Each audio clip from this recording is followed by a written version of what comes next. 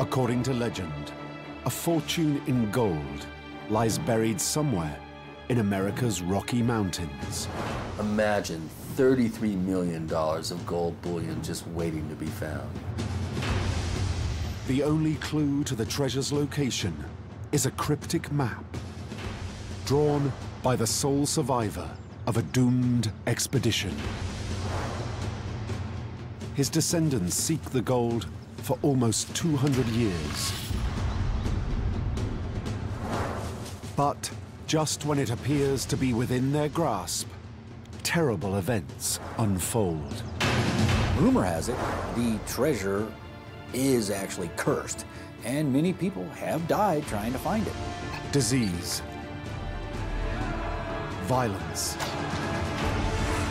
alleged supernatural forces, all have thwarted treasure-hungry adventurers seeking the hidden bullion. There are those who believe that this treasure is guarded by some otherworldly force. Something may be trying to keep us from finding that treasure. This is the story of a glittering fortune, found and then lost in the Rocky Mountains.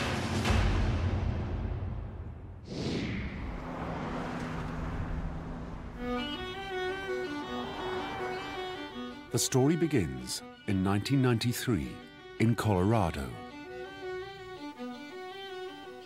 At that time, Christopher O'Brien was an investigator specializing in unexplained phenomena. I've been interested in the paranormal and the metaphysical subjects and UFOs. Anything that has an air of mystery about it, I've always been interested in these things. But along the way, I also wanted to uncover some treasure legends and maybe do some follow-up and maybe do some treasure hunting myself. During the course of his research, O'Brien was contacted by a mysterious man. This guy approaches me and he kind of hinted around that he had some evidence that involved a fabulous treasure.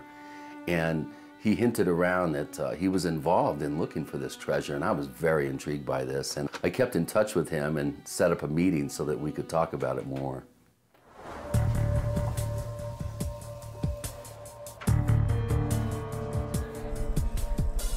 O'Brien arranged to meet the man at a local cafe. I walk into this cafe, and I look around and I see him, and he motions me to the back. He wanted to sit in the corner away from prying eyes, and he sits down and he begins to tell me this story. And he really blew my mind with what he told me. The mysterious man claimed he'd married into a treasure-hunting family. For generations, they'd searched for caches of gold bullion buried 200 years earlier by a doomed expedition led by one of their ancestors. The man said his family was convinced they were close to uncovering the legendary cursed gold of Treasure Mountain. A mystery that began in the 18th century with an adventure into the untamed Colorado wilderness.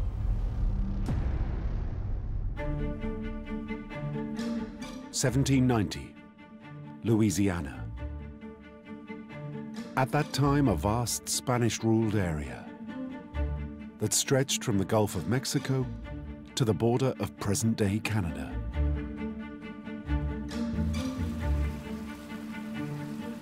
At a small outpost on the Missouri River, a group of Frenchmen prepared for an expedition.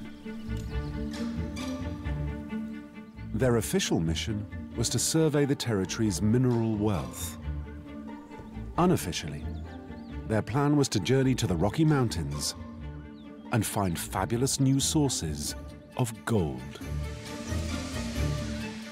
Ever since the conquistadors arrived in the New World, there have been stories headed back east of raided Incan temples and looted Mayan cities, and gold dripping out of mountains, and golden masks.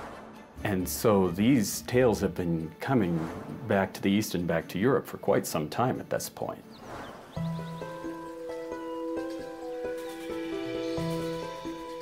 Among the expedition's number was a journalist. Most versions of the legend give his name as simply LeBlanc. There's not a lot known about him, but we can speculate. He was the chronicler, he was a historian of some kind, so he was literate, he was educated. And we can also guess that if he came out west looking for gold with a need to increase his fortune, that he would do anything he could and take any risks to find that fortune. LeBlanc didn't know it, but his lust for gold was about to trigger a chain of events that would secure his place in Colorado folklore forever.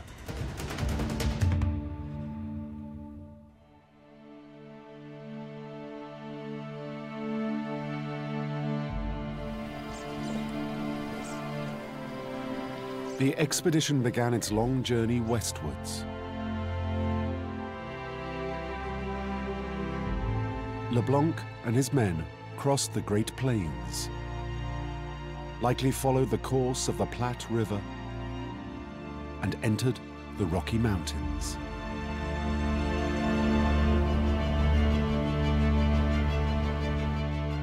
The Frenchmen found themselves alone in a vast, untamed land.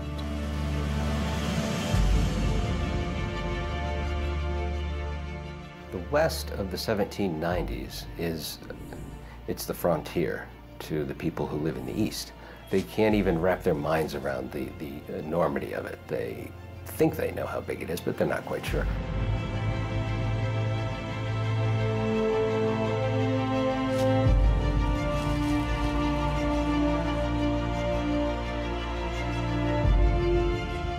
In the 1790s out west, there are no roads. The mountains are huge. There's no stores out here to buy anything. So you're on your own, and there's no support. There's no police force, there's no cavalry at that time. You're totally alone in the wilderness. And they don't even know how big the wilderness is, and it's huge.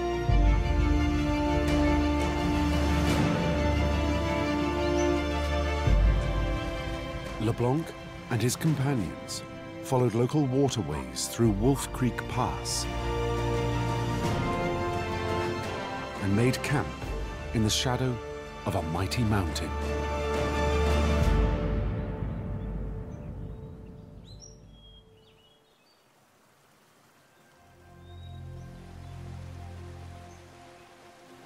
The men immediately began prospecting.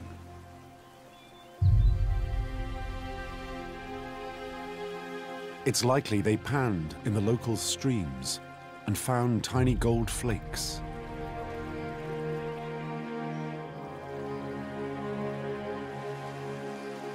They follow the trail ever higher into the mountains, eager to find the gold source.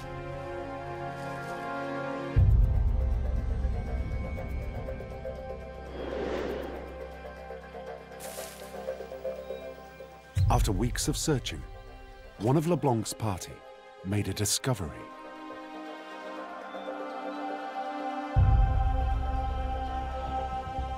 It was the unmistakable glow of gold ore.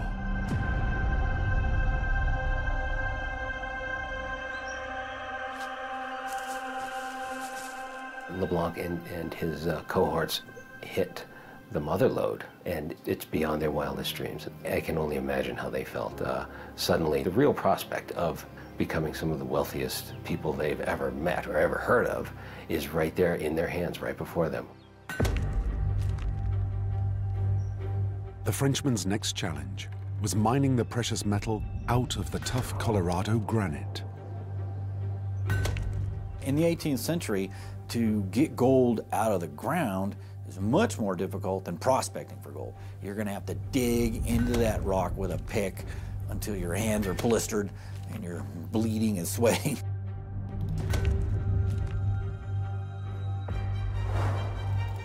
The Frenchmen smelted the gold trapped in the ore. Before long, they had a stack of 18-inch ingots. The legends state they produced between $5 and $33 million worth of bullion in today's money.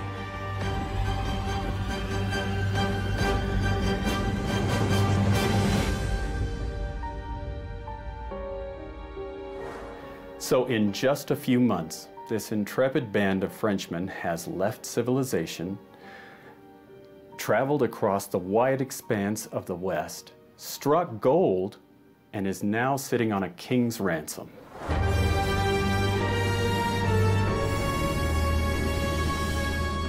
Because of the Frenchmen's discovery, the peak they mined would forever be known as Treasure Mountain.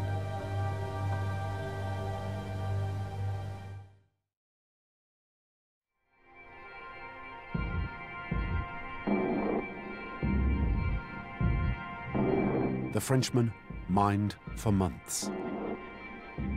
Then a balmy Colorado summer made way for autumn's bitter chill. It was clear to LeBlanc and his companions that they must find shelter before winter set in. So these 300 Frenchmen have been going all summer long mining. The weather's been nice, sunny, kind of cool at 11,500 feet. But come fall, things get kind of serious in Colorado. They probably realize that the snow could be 12 feet deep come winter and that they really can't stay there.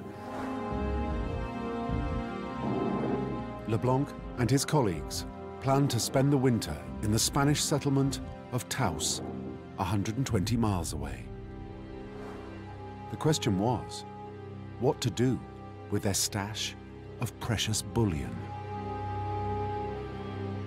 They didn't really want to bring their gold with them because it's too dangerous. You know, if you walk into town with millions of dollars in gold, someone's either going to kill you and take it, or you're going to raise suspicion. So they decide really that it's probably best to bury the gold. Only they will know where it is.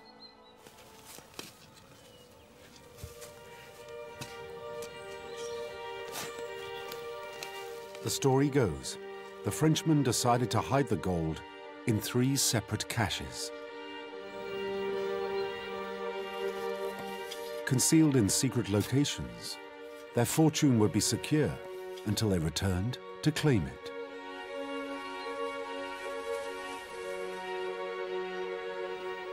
Some legends state they left 8 clues to help them relocate the gold.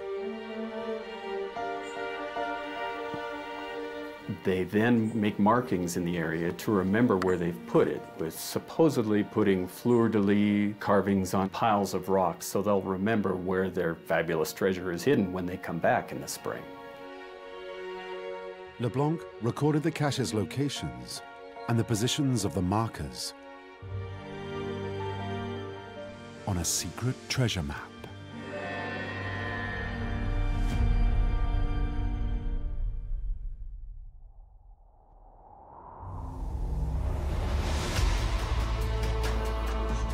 As planned, the Frenchmen saw out the harsh winter in the comfort of Taos.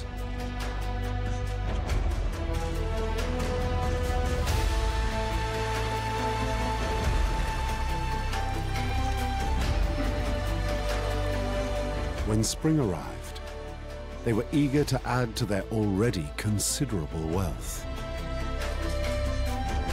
The expedition headed north to resume excavating their gold mine.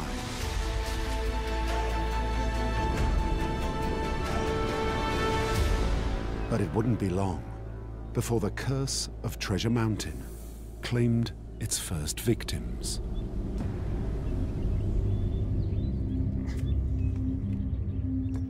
Legend states the Frenchmen were soon struck down with sickness. These men could be ravaged by scurvy, which at that time the French understood they could eat citrus fruit and not get it, but there's no citrus fruit there. With scurvy, you would have seen the men fatigued, you would have seen swollen joints, painful limbs. They just would not have felt well at all. The pace of work slowed. Men collapsed through fatigue.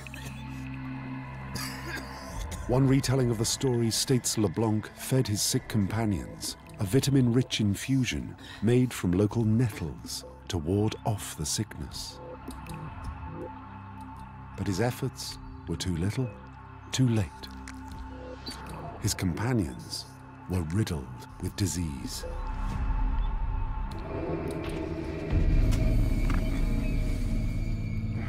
And now, the weakened expedition was threatened by a new danger.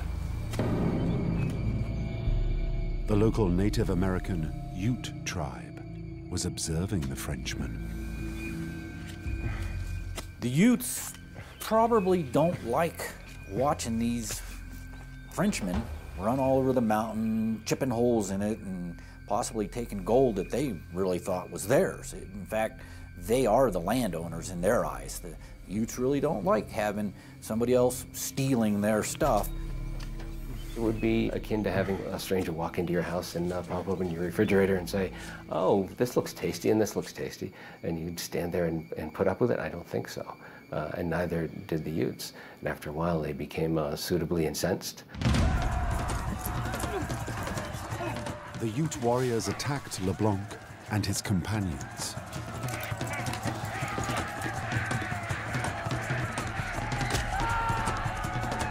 They really had no idea the level of savage intensity.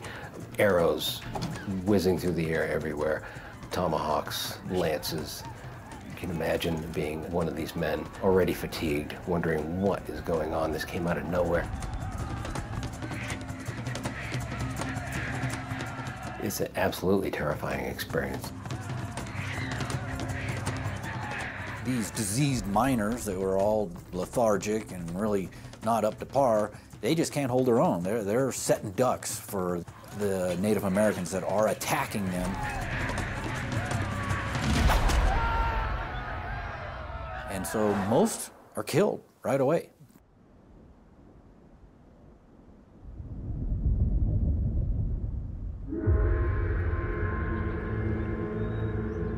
The survivors knew their time at Treasure Mountain was up. They can see a pretty obvious decision that needs to be made. Their numbers are down, their position is compromised, they're being attacked. They have to save their skins and possibly save their gold. It seems the men were too few in number to transport the gold bullion back to the Missouri River. There appeared to be only one course of action. They choose to take whatever gold they might have mined in that spring, bury it along with their other caches, note that on their treasure map, and try to get out of the area with their lives.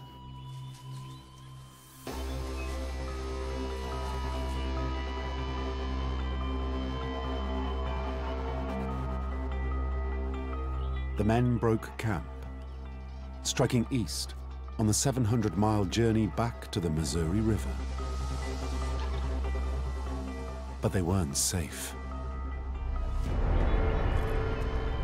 Well, according to some versions of the legend, the French expedition is able to get off the mountain and apparently out of the mountains, out of the Front Range, onto the plains before they're attacked by the Kiowa tribe. This has a completely devastating effect on the party, taking them down to only perhaps even 5 men out of the hundreds who left originally. LeBlanc was one of the survivors. He and 4 others continued their journey east towards the Missouri River.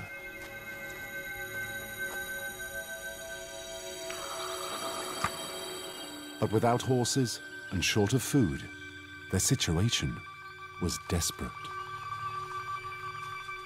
These 5 guys are in a survival situation. They really don't have much equipment. You know, they're lucky to escape with the shirt on their back.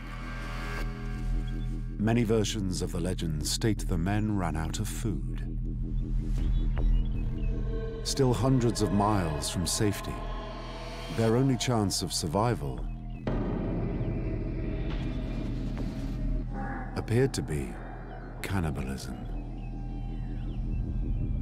The fact that they may have eaten their partners is probably true.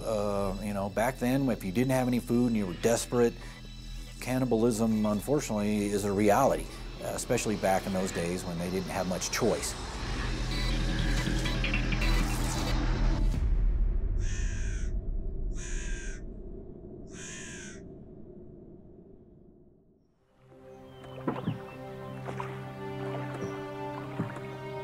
Whatever happened, the legends state only LeBlanc and one other made it back to the outpost on the Missouri River. LeBlanc's companion died within days of making it to safety. The young French journalist was the expedition's sole survivor. What he did next is uncertain. But all versions of the story seem to agree on one thing. And that's that LeBlanc makes a map. He makes copies of this map. He gives one to the French government, gives one to his family, and then disappears from history.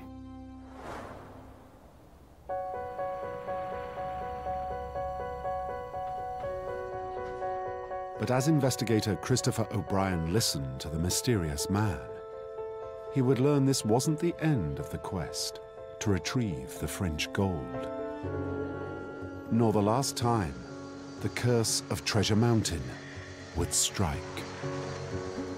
Obviously, you have a 300-man expedition discovers a lot of gold, and you have maps that indicate where this gold is kept, because they couldn't escape with it. So obviously you're going to have somebody that wants to go back and get it. O'Brien learned the quest now moved forward 50 years.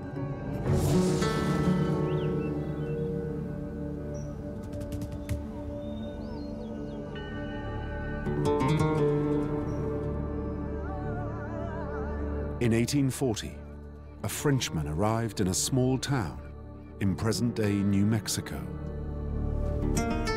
According to the legend, a young man arrives in Taos who knows the story of Treasure Mountain. In fact, he even claims to be the grandson of LeBlanc and is interested in finding the treasure again. It's likely the townsfolk would have dismissed LeBlanc's grandson as just another eccentric prospector driven crazy by gold fever. If it wasn't for the fact he had a map. Unbelievably, this young Frenchman claims to have his grandfather's map that actually has the 8 clues that will lead him to rediscovering where the gold bullion treasure is buried on Treasure Mountain. LeBlanc's grandson was a foreigner in a strange land. Although he had the map, he needed help finding the gold's likely location. One interpretation of the story is that he hired a local Mexican guide named Bernardo Sanchez to take him to Treasure Mountain. The two men joined forces to retrieve the gold buried half a century before by LeBlanc's grandfather.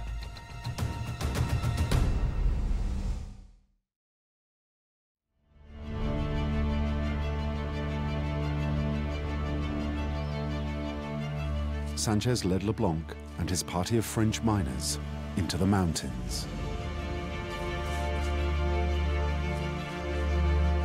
One retelling of the legend claims the men discovered strange markers, fleur-de-lis symbols carved into rocks, and piles of stones, signs matching those on the map drawn by LeBlanc's grandfather. They get very excited, because now the map is matching what they're finding, the fleur-de-lis on the rocks, so they know they're close to a gigantic fortune in gold bullion buried right at their feet somewhere, so they're very excited. The men searched the area for months.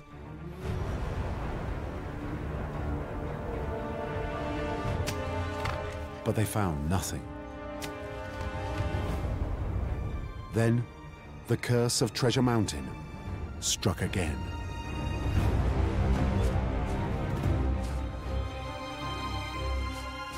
Just like his grandfather before him, LeBlanc was being closely monitored by the local Native American tribe. According to legend, warriors attacked the mining party.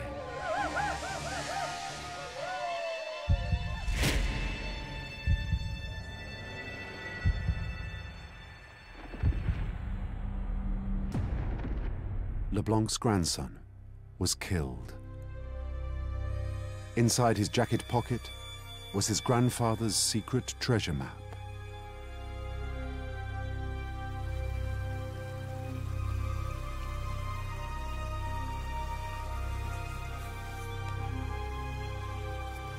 Only the guide, Bernardo Sanchez, made it out alive.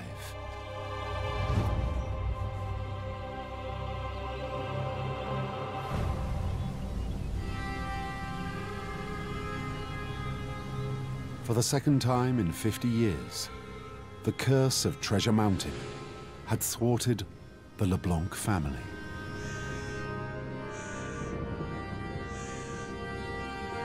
But the quest for the buried gold was far from over, because Sanchez had a secret. He claimed that during the battle with the Native Americans, one of the dying French miners revealed a clue to finding the treasure. According to this man, Bernardo just needs to find a fake Native American burial mound, stand on it at 6 a.m. some September morning, and watch where his shadow falls. Where his head is, that's where the treasure lies. Armed with this knowledge, Sanchez spent years scouring Treasure Mountain, looking for the mound.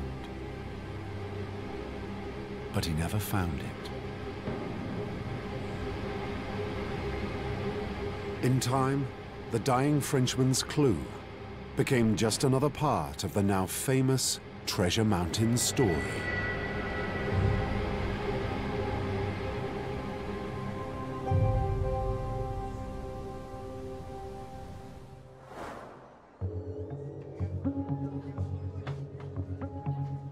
As investigator Christopher O'Brien would learn, this strange clue would play a critical part in the next stage of the quest to find the lost French gold.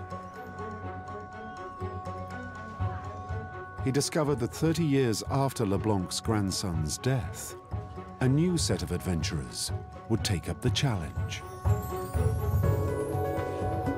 It was during the 1870s that some colorful characters emerged in the West, treasure hunters. Gentlemen extremely motivated, good researchers, very good at not only digging in the earth, but also digging into historical records. And it would be in the hands of one such treasure hunter that the Leblanc map would reappear. Legend gives his name as William Ewell. Characters like William Ewell are a classic in American West stories. They hear all these tales that have been coming for quite a while now from the West about gold in the hills and mines to be explored, and you just have to pick up a nugget and bring it home and you're rich.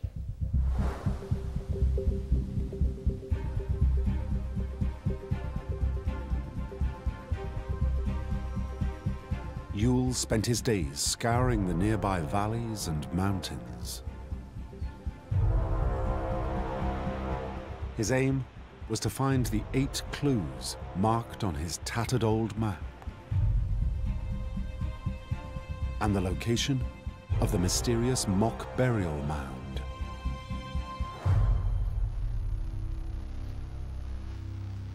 His quest reached the ears of Asa Poor, a man with an eye for an opportunity.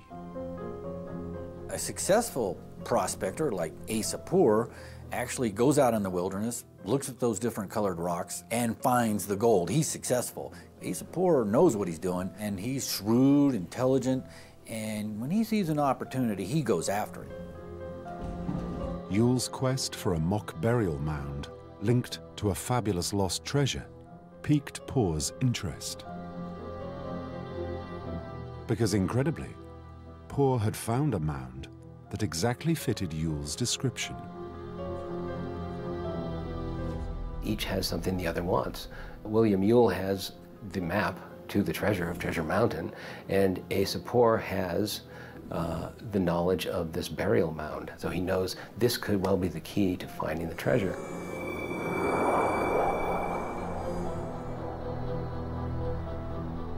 The two prospectors entered into a partnership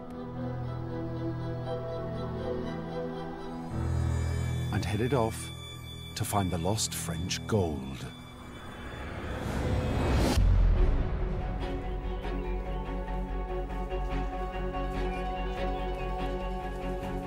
After Asa Poor and William Yule head out into the mountains, they actually start finding some of the clues. They find the fleur-de-lis carved on the trees and the rocks, and just like the map shows, they're actually hot on the trail of this treasure. Following Poor's directions, they arrived at the false grave. Just as the legend instructed, one of the men stood atop the mound at 6 a.m. and cast a shadow across the ground. They dug the spot where his head's shadow fell. They begin digging, and they dig, and they dig, and they're so excited. They're rubbing their hands together, probably spelling each other because it's a lot of hard work. It's bony soil, and they dig, dig, dig, and they get down so many feet, and they find absolutely nothing. Could it be that this was the wrong mound, or that Yule's map was a fake? Neither man thought so.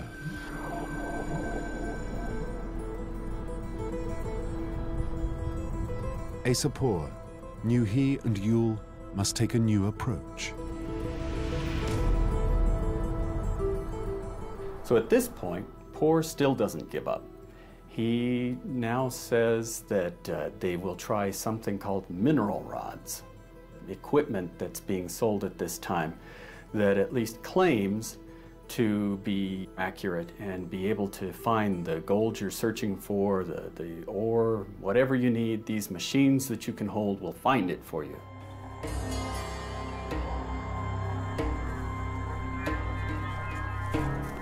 The mineral rod led Yule and Poor to a spot 2 miles from the mock burial mound.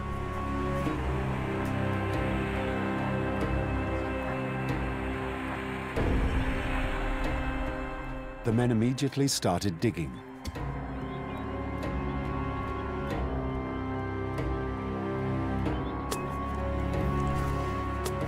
The legends state they excavated about 4 feet down when suddenly the ground gave way. Had Yule and Poor found the entrance to a secret cache containing millions of dollars of French bullion? Of course, they think they're onto the treasure. Their heart's pounding, they're excited, they're gonna find this gold. Poor lowered himself into the opening.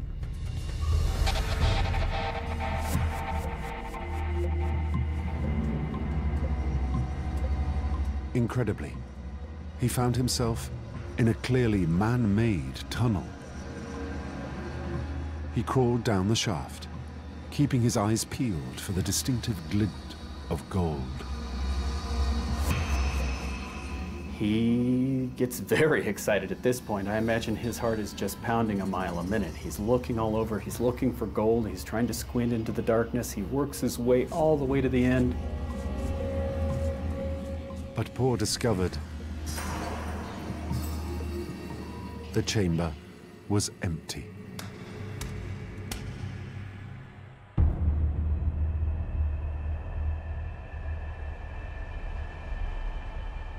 With no new leads, the men abandoned their search. They have spent pretty much their life's fortune. They're broke, they're tired, they're exhausted, they're frustrated.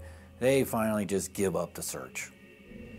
Apparently, it was the curse of Treasure Mountain that got these guys again.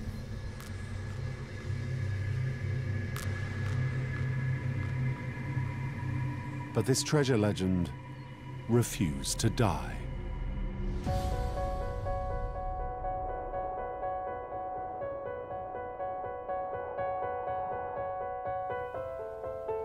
120 years after Yule and Poor's failed quest, investigator Christopher O'Brien sat talking to a mysterious man who'd been involved in the Treasure Mountain legend's final chapter. The man stated his in-laws were descendants of the first LeBlanc, who survived the doomed expedition of the 1790s.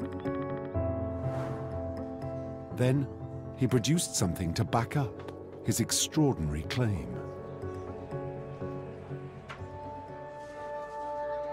Takes out his wallet and he carefully unfolds. It looked like silk. It was some sort of cloth material that obviously was very old. It was stained, it was kind of tattered. And he shows it to me and he says, "This is a map to the treasure." To O'Brien, it was clearly the same map drawn in the 1790s by the first LeBlanc. I'm sitting there flabbergasted looking at this thing, and it looks real to me. There seemed to be mountains indicated, river systems. There was some rough kind of writing on it. I didn't get a very long look at it, but it obviously was compelling because it looked very old. Along with the topographical information were 8 strange markings, clues the man claimed to finding the lost treasure. What was very impressive about it were these 8 sigils. There was a pair of boots, there was a chalice, there was mountains, there was like a cross. There was different types of symbols on it.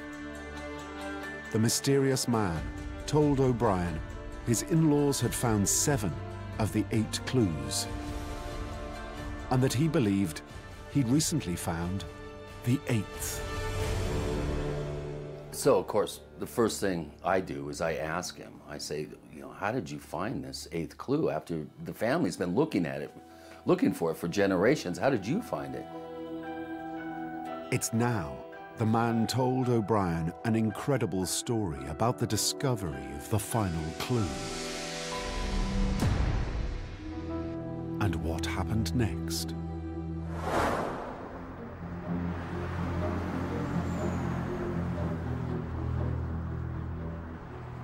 (1993), Del Norte, Colorado, 40 miles northeast of Treasure Mountain.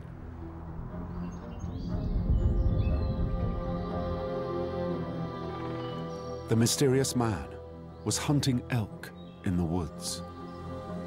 It began to rain. He sought shelter beneath the overhang of a nearby cliff. Obviously, he doesn't want to get caught out in this type of weather, so he quickly looks around for a place to, you know, hide and maybe hole up for a little bit and let the storm pass over. So he spies this about 3-foot opening behind some underbrush, and he thinks, well, maybe it'll open up. The man squeezed through the gap and found himself in a passageway. His first thought was, great, I'm out of the weather.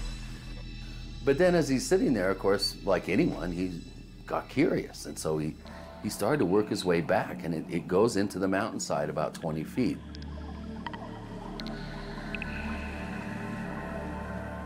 The man discovered the passageway was blocked by a cave-in. He shone his torch across the damp walls. It's then he spotted something. As he's looking on the wall next to the cave-in, what does he see? He sees a chalice, which he knows from the treasure map is the missing symbol of the 8 symbols that have been searched for by this family, his in-laws, for many, many generations. All thoughts of hunting elk were overtaken by the possibility of finding millions of dollars of lost French gold.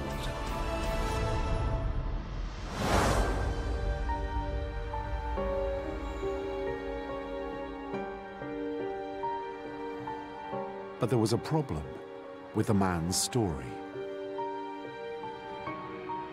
The mountains near Del Norte, where he claimed to have found the 8th clue, are 40 miles from Treasure Mountain. How could he have found a clue to the gold here? Had everyone who'd sought the treasure been looking in the wrong place? Or was the man mistaken?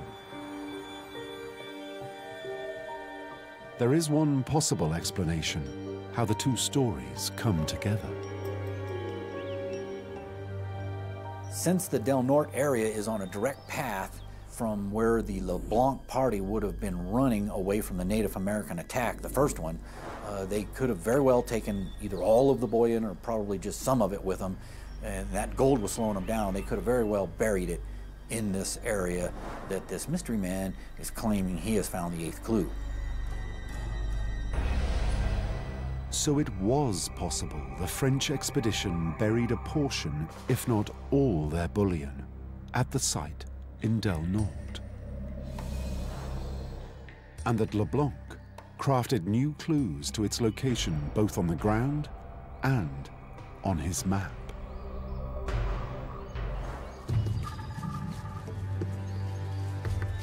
Soon after his discovery, the mysterious man returned to the passage with his treasure-hunting in-laws. The first thing they want to do, of course, is go in and see the sigil to make sure that his claim is accurate.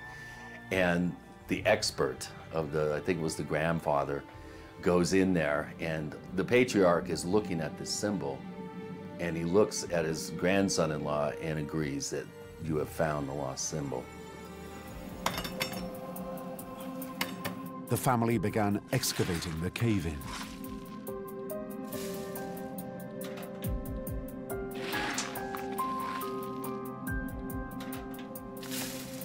Their hours of effort revealed a further 12 feet of passageway. Well, imagine their excitement as they're digging and they finally get this obstruction cleared away, and it was quite sizable. It went for quite a number of feet. And they finally get it away, and one of them squeezes over to look inside, and he finds that the tunnel continues into the hillside, but not for very far, because he yells back out to them that there's a big boulder that appears to have been purposefully put in the way to further obstruct the tunnel. Why would someone deliberately block the passage? Had it been to hide the gold? The family was discussing how to remove the obstacle when night began to fall.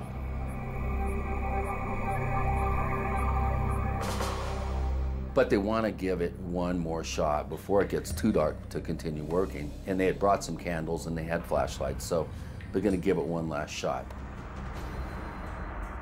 But the next 3 minutes would turn out to be the most terrifying of their lives.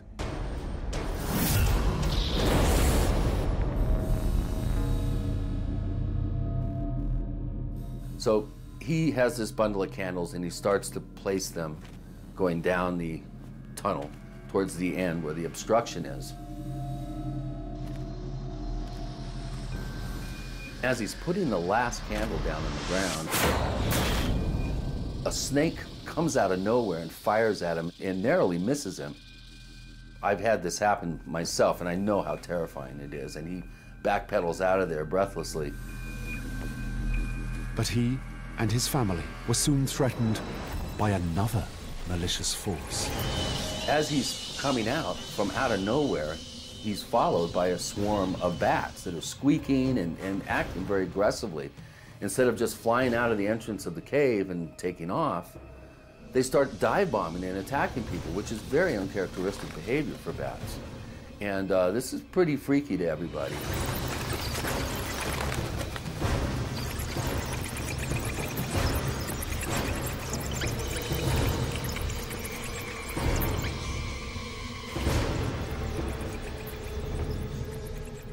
Bats finally start to fly away and everything calms down.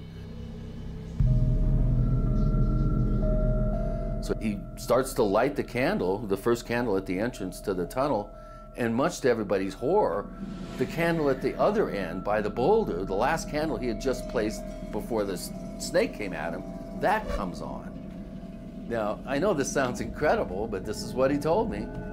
The man and his family were transfixed with fear. How could a candle light by itself? But their ordeal wasn't over. So as that candle comes on, then out of nowhere, out of the gloom of the tunnel, comes this big white-colored owl. The huge bird swooped just inches above the treasure hunters' heads. It was one close encounter too far.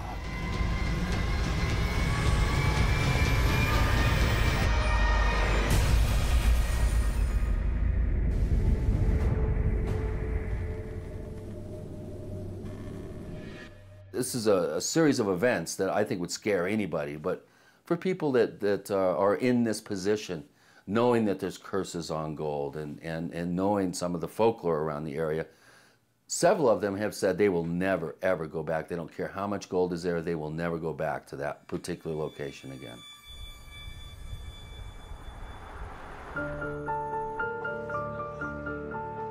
The mysterious man told O'Brien no one had since returned to the cave to try and recover the lost French gold. But after hearing this extraordinary tale, the investigator was left in no doubt. The treasure is real. Personally, after all the research that I've done and being involved with this treasure hunting family and hearing their story, I am absolutely convinced that not only does the French treasure exist, but there's probably several of them. It's probably been broken into pieces. And it's just waiting for somebody with a lot of luck and some skill and some perseverance to find it.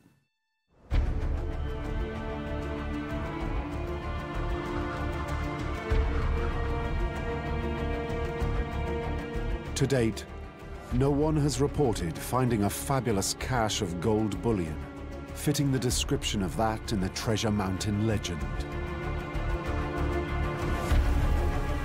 Is it possible the story is nothing more than a myth?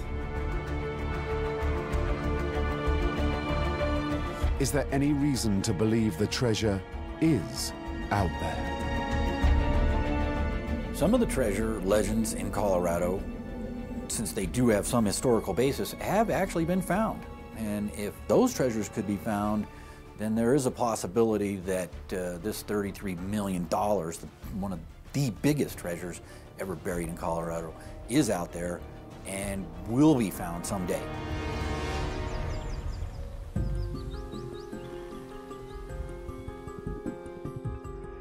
But if the treasure could be real, then so too could the curse. Well, for all you aspiring treasure hunters out there that want to start poking your nose into the Treasure Mountain legends, be careful what you wish for, because that curse may still be intact.